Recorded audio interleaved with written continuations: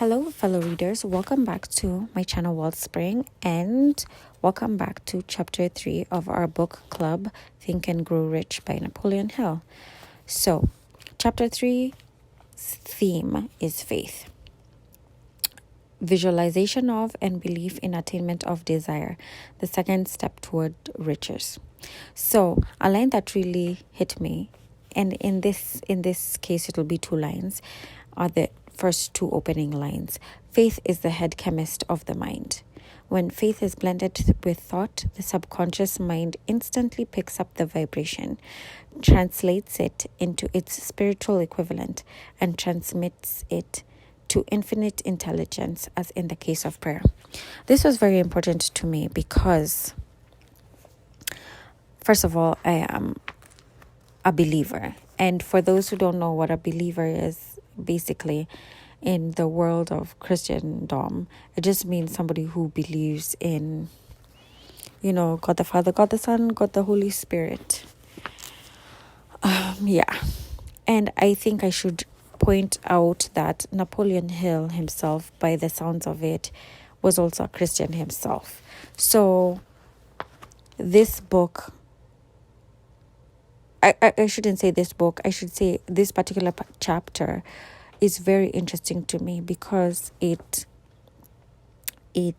merges with my spiritual beliefs and not just like mental beliefs, right? So I really, really love this particular chapter, and I wish it would be more profound. Not more profound, sorry. Excuse me. I mean, I wish it were a longer chapter, but I am fine with what it was. So, first things first, I decided to look up the definition of faith according to the Merriam-Webster dictionary. And there are a couple of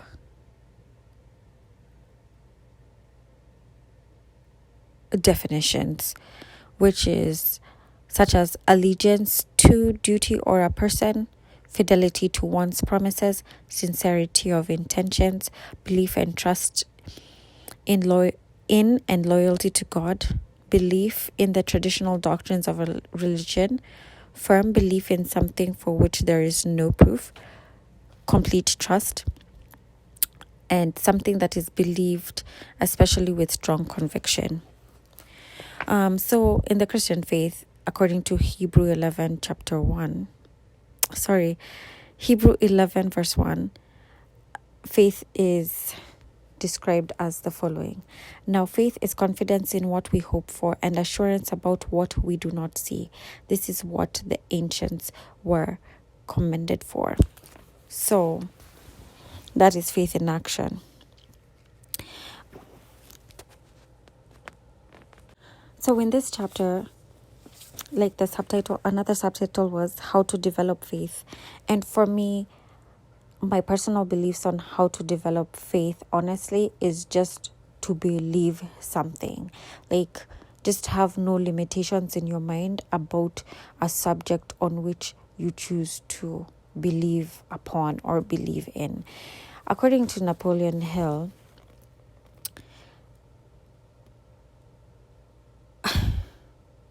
basically, he just talks about faith being something about reaffirming orders to your subconscious as a way to develop the emotion of faith. I think that's a way that I would put it loosely. So his definition and my definition are very, very different, but I understand the audience that he was speaking to and the audience which I'm in. His is more, I think, a more generalized audience, and I could be wrong, but this is just an assumption that I'm making. I am an audience that comes from a religious based background. Yeah, that's the word that I was looking for. So obviously what we believe in is how we define faith is going to be very different. Mine is going to be more stronger and more direct and his is going to come from a more gentle, more encouraging approach. I should put a disclaimer here and say that I think my foundation of faith was brought on by reading the Bible and just having a personal connection with God. I don't think anybody really taught me how to have faith. I observed people having faith, and I guess by default, I learned to have faith in a second-hand manner because of this. But mine wasn't from like, oh yeah, like somebody telling me, oh, you have to have faith. That is not how I developed faith. It came from like a deep inner part of my being, making that connection to myself. It's like my spirit and my mind had a communication, and we came to a decision on the things that we're going to have faith in. I guess that's the precise way that I can explain. The next subtitle is No One is Doomed to Bad Luck. A phrase that I liked, or as a subsection of a sentence that I liked, is the subconscious mind will translate into its physical equivalent a thought impulse of a negative or destructive nature just as readily as it will act upon a thought impulse of a positive or constructive nature. I guess this was very eye-opening to me because of the whole thing about thinking positively versus thinking negatively.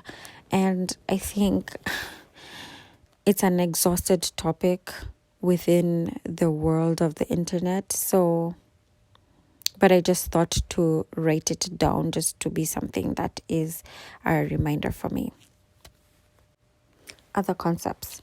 Your belief or faith is the element which determines the action of your subconscious mind.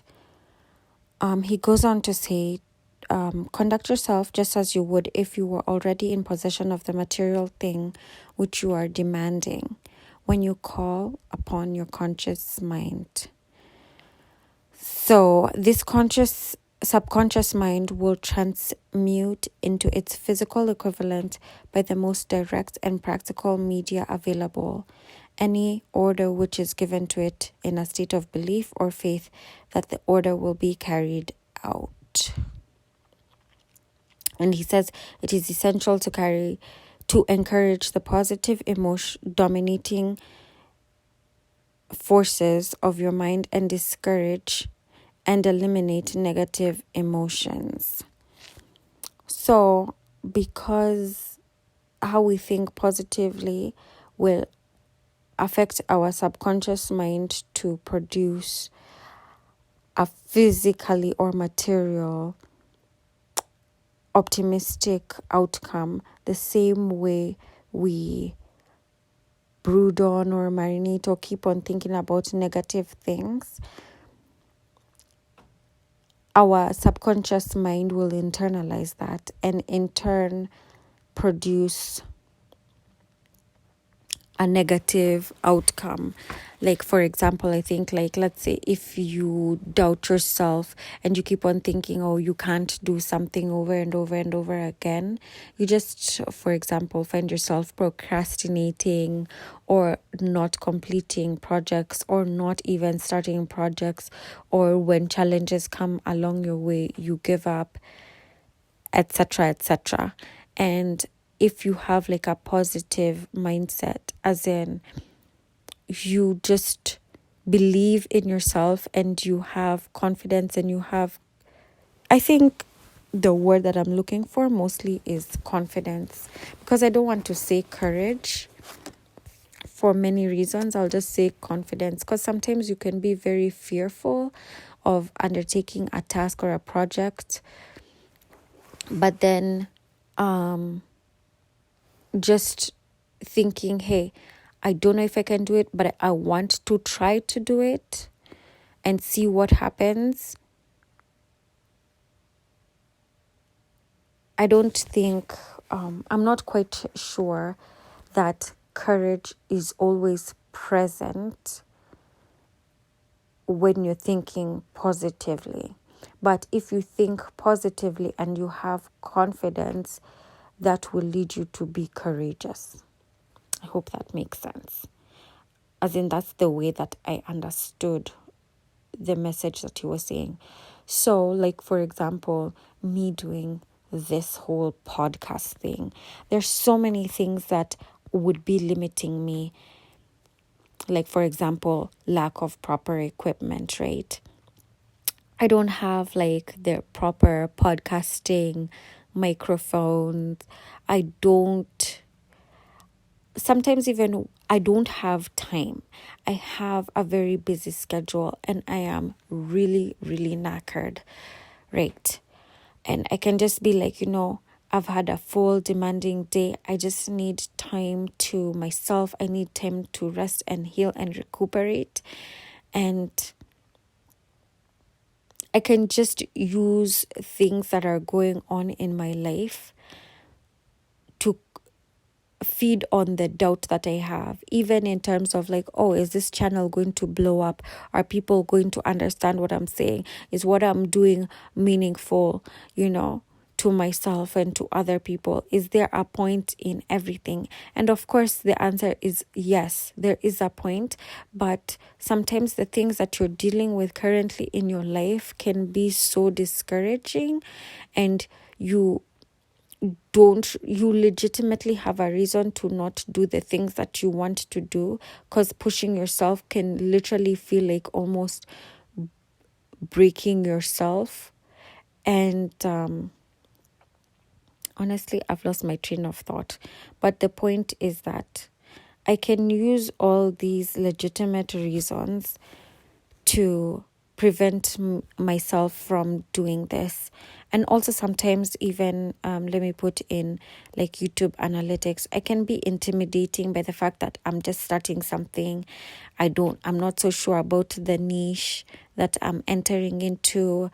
I can be afraid of not having any views, not having an income coming in. I am taking a very big risk doing this because I am using the available time that I have to pour myself, my passion into something that is not yielding any results. I am planting a seed that I don't know what it will flower into, and even whether it will even flower into something else. But I'm still going to do it. Hopefully, like when I look back on my notes, and I know this is like, a digression, but like, listen, we have to be real with each other, right? I read this chapter and I wrote down these notes like for myself on March 8th. It is now March 22. That is how many days later? That is a whole 2 weeks later. This stuff is not easy. Life is not easy. And, everybody tells you like, oh yeah, if you want to do things, you have to go out there, you have to push yourself, you have to do all this. And I'm like, my G, let's just really be for real. Like, I don't have the time to be doing all this. I am going through so many things in my life. I'm going through so many health issues that I don't understand. But like, the sad fact is like, nobody cares. Nobody cares. You have to do this for yourself, and you have to do it at your own pace. And life is hard, basically, is what I'm trying to tell you. But it's just a demonstration that I'm using from my personal life to tell you that I am thinking positive. I'm thinking positively. I have a very supportive partner who's going through so much just to make sure that I have this opportunity to do what I want to do, and is providing, being patient, and listening to me talk about my dreams, and encouraging me every single step of the way, and taking on the burden of like being a family man, being a provider, and all that stuff. I am so appreciative of him. I know that I am blessed to have him as my man, but it's really, really, really hard sometimes, even given that grace. But this is my life. And yeah, I guess I'm just going to pause there for a second and recollect my thoughts. Okay, I'm back again. Sometimes you just have to take a pause in life whenever you're going through a difficult time and just recollect yourself and move on. And that's what we're doing here. So the next subtitle is Faith is a state of mind which may be induced by autosuggestion. So I guess the autosuggestion part is the repetition of affirmations to yourself, right? And lines that I liked here is faith is the external elixir which gives life, power, and action to the impulse of thought. Faith is the starting point of all accumulation of riches. It's the basis of all miracles and mysteries which cannot be analyzed by the rules of science. Faith is the only known antidote for failure, and I love this line so much. Because sometimes when you don't have the statistics, when you don't have, the numbers, like for example, if you're a new business, right? In whatever form, and by me saying in whatever form, I mean if you're like an actual like physical small business or new business in the world, or if you're in a tech is type of situation, like for example if you're launching an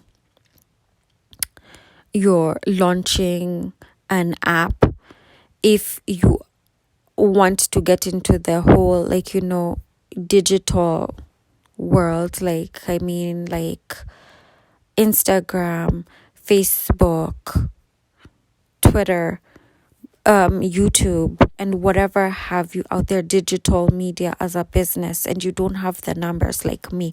I don't have the numbers, I don't have the subscribers, I don't have anything.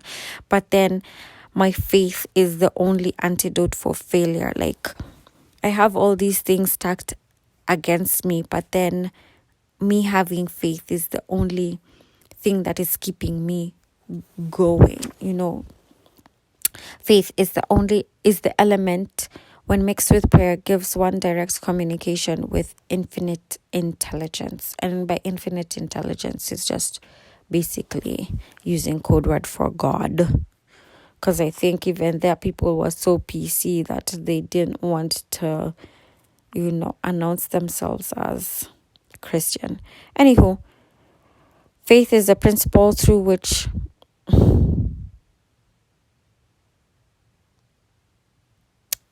okay, scrap that. I wrote a side note that I think I will just keep to myself. Faith is the element which transforms the ordinary vibration of thought created by the finite mind of man into the spiritual equivalent. Faith is the only agency through which the cosmic force of infinite intelligence can be harnessed and used by man. I mean, I feel like I need to say no more. The magic of self-suggestion. Every man is what he is because of the dominating thoughts which he permits to occupy his mind, in which he deliberately places and encourages with sympathy, and with which he mixes with any one or more of the emotions constitute the motivating forces which direct and control his every movement, acts, and deed. Totally agree with that. And I think the the controversy with this statement is that it forces you to be accountable for your life. I think when you grow mentally, you have no cop out, you have no excuse to use to explain why your life is not satisfying you. Like, even within yourself, you feel uncomfortable using certain excuses, and all you can do is push yourself to do more so that your life can be what you envisioned it to be. So that's why this statement was very, very important to me. Resolve to throw off influences of any unfortunate environment and build your own life to order. And there's a famous line that I know I've heard Jay-Z use, and he usually says, quiet the noise around you. And basically, that's a more refined or sophisticated way of saying what Jay-Z said. Take inventory of your mental assets and liabilities and discover how the latter may be surmounted by the principle of autosuggestion. And how do we do this? By thinking positive thoughts, writing, memorizing, repeating them until they become a part of the working equipment of the subconscious faculty of your mind. So I feel like there are different levels of faith. Everybody has different levels of faith. There's like baby, infant, toddler, preteen, adolescent / preteen, teenager, adults, or whatever, and on and on and on and on. So whatever stage, and the beauty of faith is that it can always grow. And I think faith can also die. That's a crazy, crazy thought to even have. Because I never think faith can die, but that is a reality for some people, right? So I think for baby people in the younger phases of faith, you have to write, memorize, and repeat, and think positive thoughts. But I think for the older phase of faith, it's more like you have to think positive thoughts or think big thoughts. And I think that's what I want to say. I don't want to say positive, because there's some toxicity in positive thinking, in that you tend to turn a blind eye to things or people that raise red flags.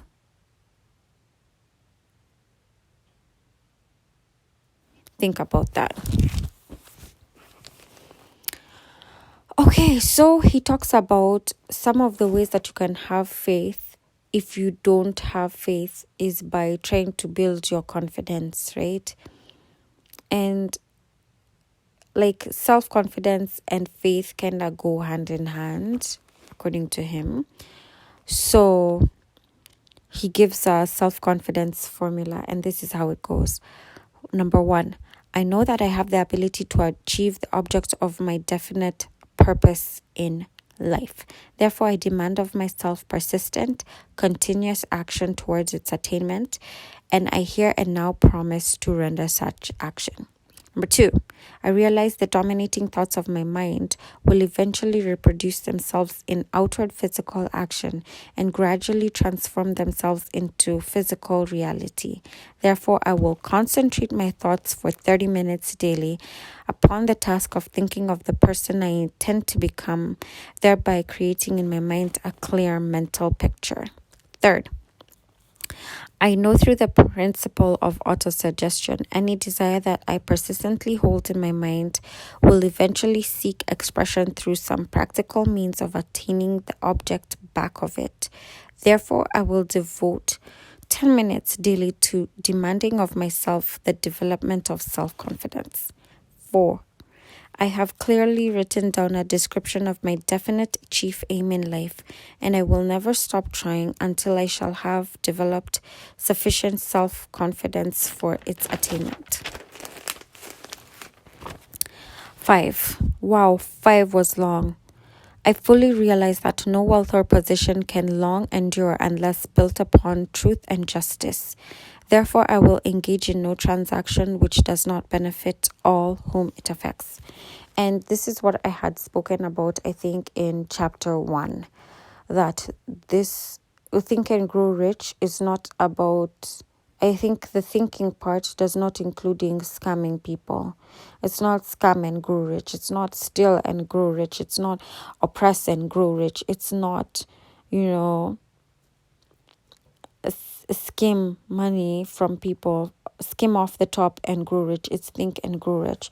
And I'm super, super, super passionate about justice. I've always been that way since I was a kid. And I think I will continue to be that way forever. So I really respect this line. I will succeed by attracting to myself the forces I wish to use and the cooperation of other people. I will induce others to serve me because of my willingness to serve others. So why this touched me is because I think a lot of ways that people are taught to attain money is to use money or to see people as, ATM machines. So we don't tend to put ourselves in service of other people, like people in our communities, people who we work with, people in our families. I think this art of service has died, I think, in this capitalistic world that we're in. But time immemorial, people who have had generational wealth by pure means have always not just given back to their community, but have been in service, real service to people who are around them. Real life. That was my baby waking up. I will eliminate hatred, envy, jealousy, selfishness, and cynicism by developing love for all humanity, because I know that a negative attitude towards others can never bring me success. I don't know about all of that, okay? Because I'm a pretty cynical person. Because honestly, I'm real about life and people. But I understand the spirit with which that was said. Don't have any type of bitterness, basically, in your heart. And treat at least people fairly, right? And not have any prejudice or whatever from your experiences or from the harsh reality of this world.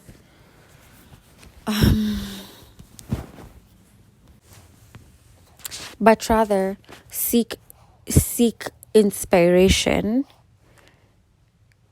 to change, I think, to change the toxic reality that you live in or that is around you, and also to be inspired by people who have made it in life, rather than try to tear them down by using negative stereotypes or assumptions of rich people, which come from an unfounded basis. I will cause others to believe in me because I will believe in them and in myself. I watched the Genius documentary on Netflix. For those who aren't familiar with that, it is just like a limited series based on Kanye West. And one thing that his mother said is that, my son listens to me because I listened to him. And when I listened to him, he felt like he was important and stuff like that. So he got the confidence and he trusted me to listen to him. Sorry, he trusted me enough for him to listen to what I had to say. And even he speaks so highly of his mother and said that his mother gave him so much confidence. She believed in him so much, in his thoughts, in his ideas. And it was an active form of belief, not just saying, oh, I believe in you, son, and then not being there, not participating in his growth, not listening to his ideas, not supporting him in a very meaningful way. And I'm not saying that I'm a Kanye fan. I'm just saying that there are some gems in that I learned from that documentary that show me why he's a successful person, not just in the business not just in the music industry or the fashion industry, but how he is an icon. And I'm just going to say that he is an icon. He is legendary. He's a legend because he thinks out of the box. He actually thinks out of the box, and you don't have to be wealthy for you to be an icon or for you to be a legend. I feel like wise people have higher standing than just rich people. He's one of a kind. Anyways, moving on. I will sign my name to this formula, commit it to memory, and repeat it aloud once a day with full faith that it will gradually influence my thoughts and actions so that I will become a self-reliant and successful person. I loved this for many reasons. And as much as I talked about faith having many phases, I am not knocking it, right? And also sometimes there are points in life where you don't have the encouragement or the support from your family, from your spouse, or from your teachers, or whoever you have in an everyday way in your life, giving you the tools, giving you the words of encouragement or mentorship, either because one, they don't have the time, two, they don't even have any of those things themselves, three, they are jealous, or they're narcissists, or they're just these people who are toxic in your life, right? And sometimes you have to be the first person that to break that chain and give you the type of confidence that you need for yourself, because at some point in your life you are responsible for how your life turns out. So no matter what age you are, reading this book or hearing this podcast and being told, oh yeah, write down this stuff and read it to yourself, it might sound silly, but in the grand scheme of things, it is so much better to be silly if that silliness will make you grow wise in the end. That's just what I think. I saw this commercial about this person who was talking about skating and how they wanted to dance on their skates or whatever, and they thought they could do it immediately. And when they realized they couldn't do it immediately, they kind of wanted to give up the dream of just skating and all that jazz, going on rollerblades, the four-wheelie ones. And she was learning how to do that at a later stage in her life. I think she was well into her 20s, and she was just like, she was scared of like falling down or looking foolish, and she's just like, the only way that she will ever get to her dream is by actually looking foolish in the beginning. And now she skates so, like, oh my gosh, like I saw her skating and I was like, oh, I want to skate too. That's a skate, skate, na na na, I wanna get to know ya. I love the visuals of that song, especially like the girls on the skates. Oh my gosh, it's a whole vibe. So the point is, don't feel silly for trying to apply this formula of writing things down. Nobody has to know. It can just be your little secret. Because I'll be honest with you, I have done this so many times and I am not ashamed. Moving forward in my life, honestly, I am not giving a hoot about what anybody thinks about who I am, what I do, how I do it, because I know my mission in life. And I'm just going to drop this gem. Not that I haven't always known this, but I've always wanted to be a particular way. I wanted to be somebody that, my parents could be proud of, my siblings could be proud of, my peers could admire me, that type of situation. And I found that I was always trying to edit myself to fit into that mold that not other people created for myself. I think people influenced me, but they influenced me in such a way that I now made those conscious decisions to want to be that particular person. And I also wanted like a particular type of guy who fit a certain mold. And I'll start talking about like the guys like that I went for a particular kind of person, and then when I went for that type of guy, I figured, oh my gosh, this is not the type of person that I wanted, because in as much as they were accomplished and making money and being well educated and everything, they aren't particularly kind souls, mindful of me, caring of me, or even wanting to know of my heart. To be honest, some of them didn't even know my full names. Some of them didn't know how many siblings I had, And this is because of the mold that I had created for myself. And also for myself, I wasn't honestly comfortable being myself around other people in terms of like fully expressing my thoughts. I was always like a people pleaser.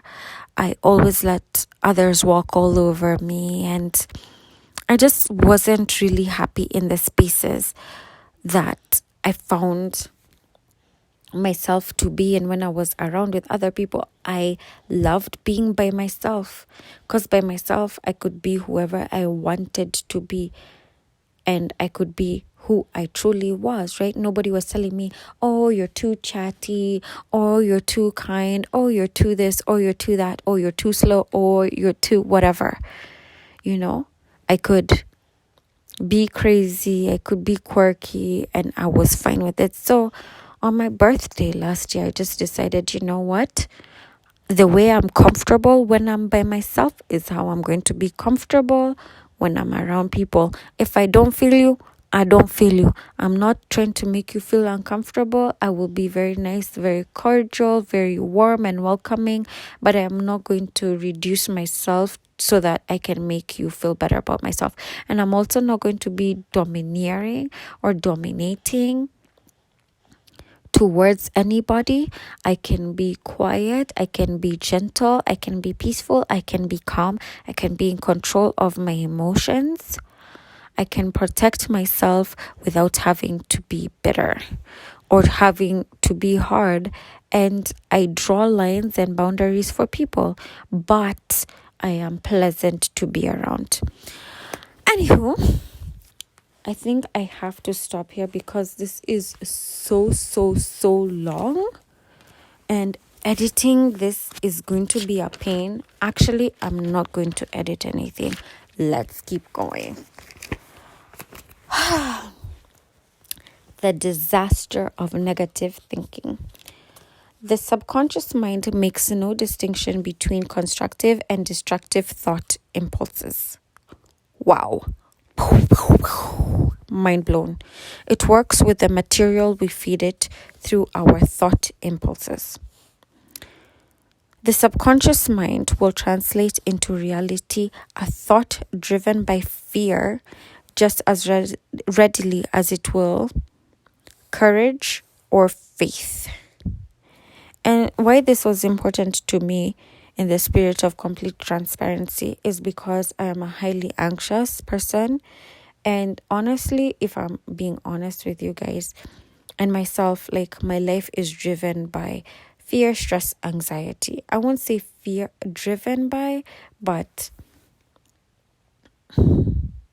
I'll be honest, it's driven by fear, anxiety, and stress. I get triggered by a lot of things that drives me into that emotional state, and I have been literally crippled, paralyzed. For example, I'll be honest, to like even drive, I haven't driven in well over a decade just because of a traumatic incident that happened to me. Right now I stress about money so much because of a lot of things that have happened in my life. And at the same time, I am scared of like going into the workforce, not because, I have made a decision to not do that right now because I want to be actively involved in my children's lives right now, just because my husband is super busy and they need balance and they need to know home. They need to feel secure in that way. They need someone around and not just feel like we're weekend parents. And because of that, there's a financial strain in my life, And I'm also scared, honestly, to put myself out there in the workforce if I'm being for real. And I just feel inadequate. I'll be honest. I don't feel like I'm as good as, I'm skilled in, even though within myself, I know that I am a pretty above average person, but just because of the time spent away, the year gaps that I have in my resume, the level of education that I have, like especially in my field, it's very competitive and all that stuff. I just feel inadequate. And this didn't even just start after I graduated. Even before I graduated, when I used to go to career shops, like I would give people, I'd tell them, hey, this is what I have a degree in. And they would just tell me, oh, listen, for you to get into this space, you'll have had to have done XYZ. And the reason why I have done XYZ is because of my connections that I've had, not because I'm particularly smarter than you. You might be smarter than me, but because you don't have these connections, you can't go into them. And the only way you can, I think, branch out into this career is if you continue or you further your studies. And I'm just like, as an international student, for real, I am not putting that financial burden on my parents. And I'm not going to put that financial burden on myself. So I diverted from the path of degree that I was in. So I've worked in so many different industries, and when you look at my CV, it's like it doesn't even make sense. So those are the things that make me feel inadequate. Okay, moving on. The law of autosuggestion will lift you up or pull you down according to the way you set your sails of thought. I have just described everything. I want to put an asterisk and say that I am happy with the way things have turned out in my life, because I know what I want to do. You know, it has given me the opportunity to do soul search. And I think the same thing happened to my husband. My husband is a very accomplished person in terms of education, in terms of how he thinks, and his life's history. He's young. We're both in our very early 30s, but we've all changed like our career paths, or like what we thought that we were going to do. And it's a very difficult transition. It's a very difficult transition, but I admire him so much. And I told him the other day that I wouldn't want to be married to somebody who is stable and comfortable and doing a routine thing that doesn't grow him. And by him, you know, making a change in his life and pursuing an entrepreneurial pursuit, has grown him tremendously. And in the amount of time that he has made that shift, if he was in the position of financial security or stability, he would not have grown and he would not have expanded as much as he has.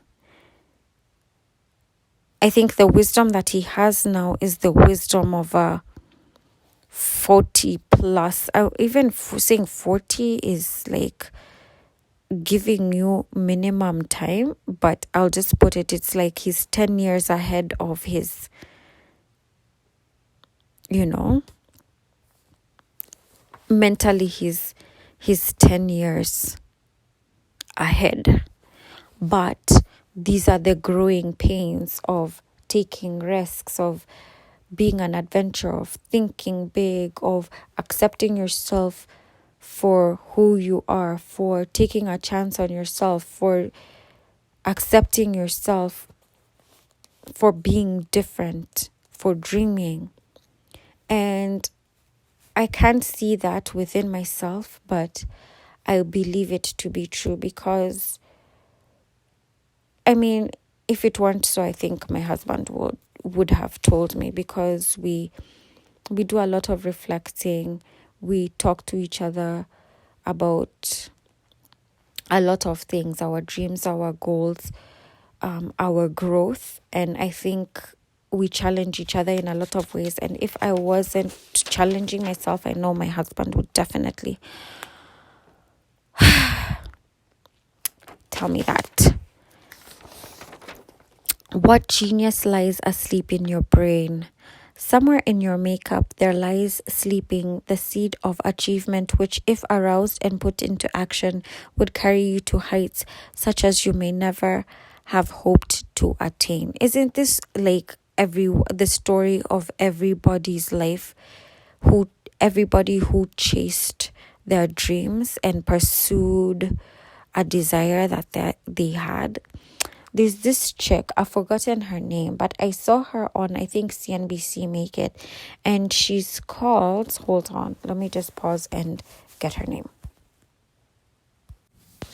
Oh yeah, so I'm back. So this young lady's name is Will Glory Tanjong, and she's the founder and creator of Anima Iris. So it's like now a luxury handbag line that she created, and she does designs by she makes designs, and then she hires local artisans from, I think, Senegal, or I've forgotten the West African country, but something along those lines. And she has pursued her dream. And when she first started it, I think she just used her investment of $5,000, and now, like, I think she said she made a record sale of like 750,000.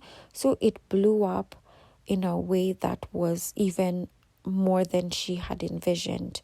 And I remember before she talked about that whole journey, she was working a good job. She was making a decent amount of money annually. but she was just dissatisfied with her life, and I think her mom passed away, and after that she just quit her job and took time off, went to Africa, and was just documenting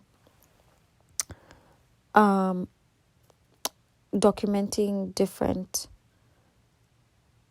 entrepreneurs in Africa and how they started their businesses, how their businesses were going, and then she decided to pursue her thing. She's made it big in such a way that Beyonce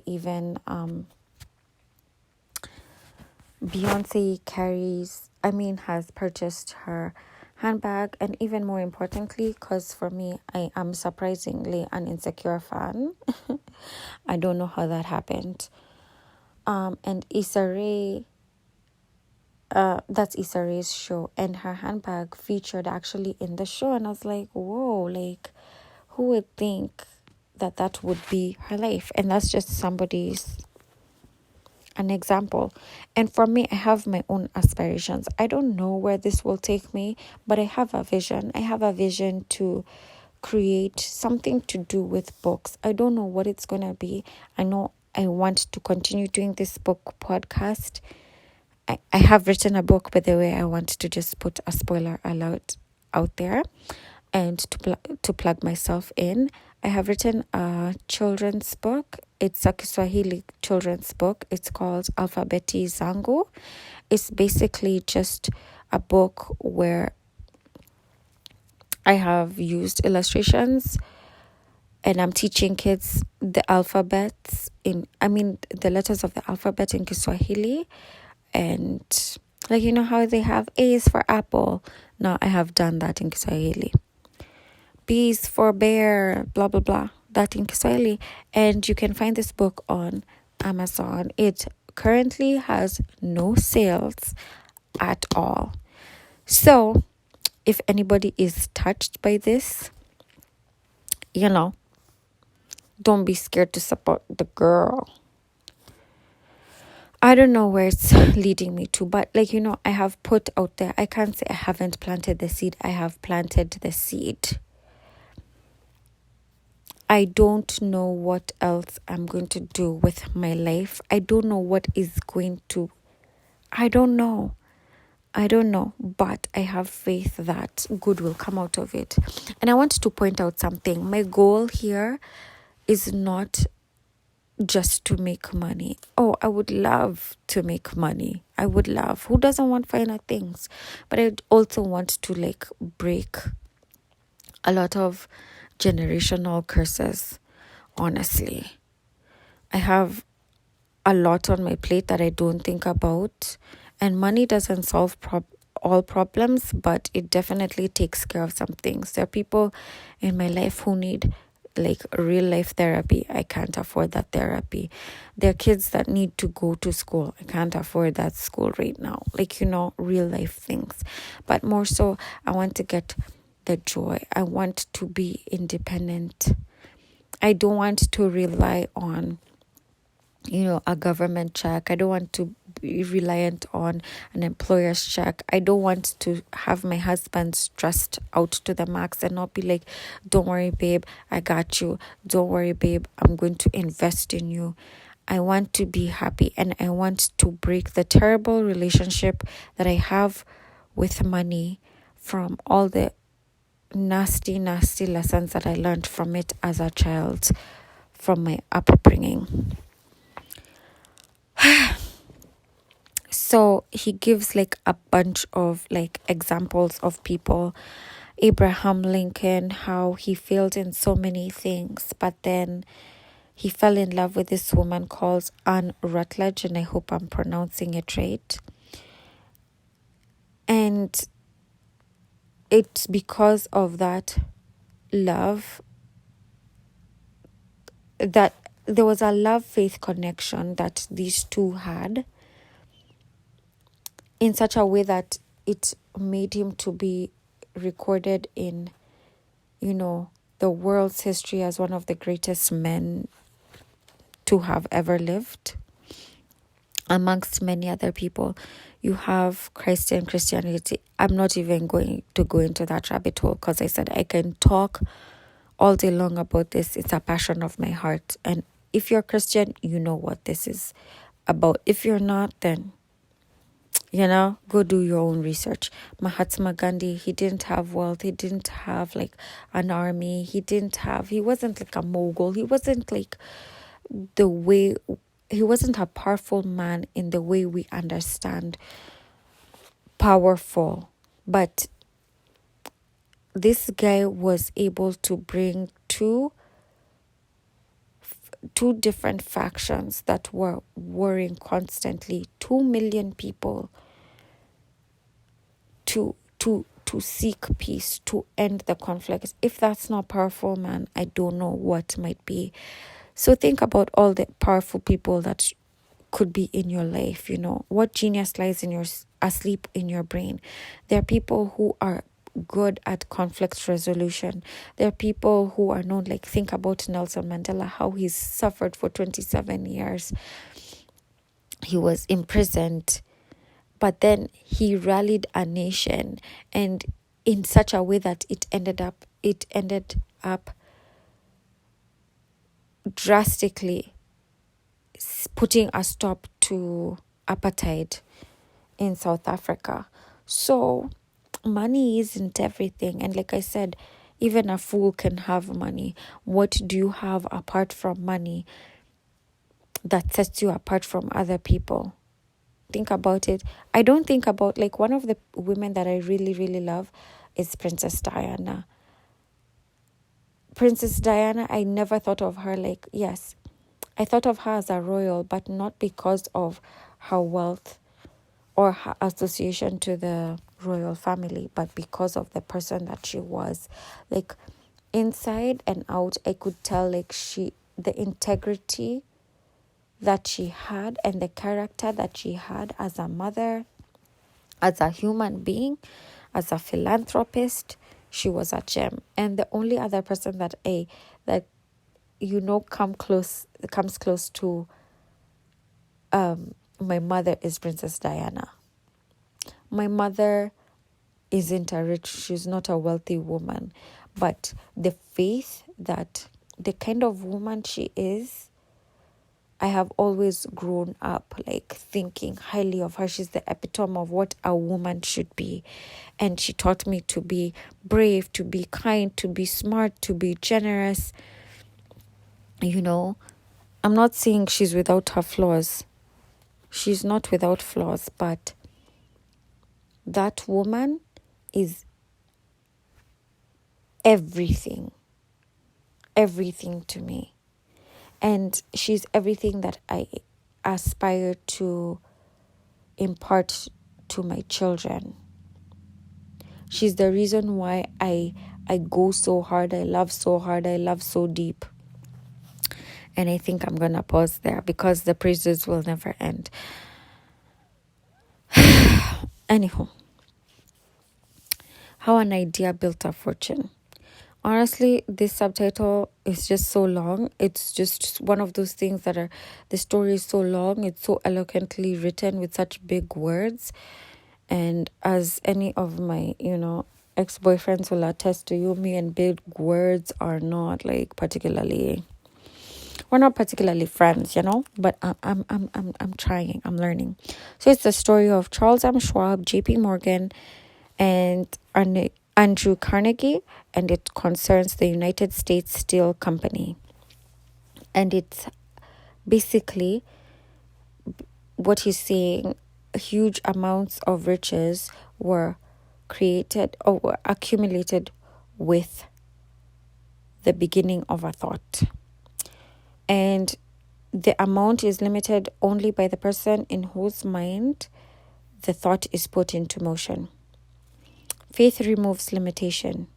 Remember this when you are ready to bargain with life for whatever it is you ask as your price for having passed this way.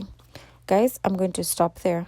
Please do the whole United States Steel Company research on your own because, listen, I can only explain what I have understood in a clear way, and I didn't understand that story in a clear way.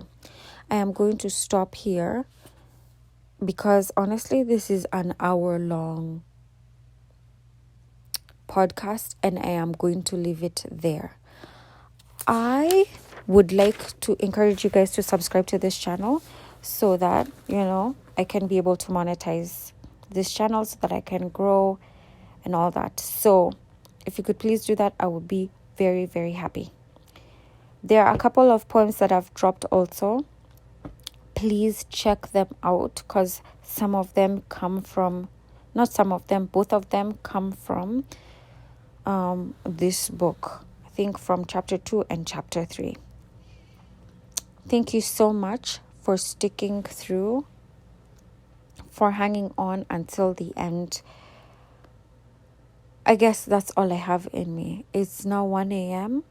and I gotta sign out. It's a miracle nobody has woken up. Until next time, take care. Have a good life. Drink your water.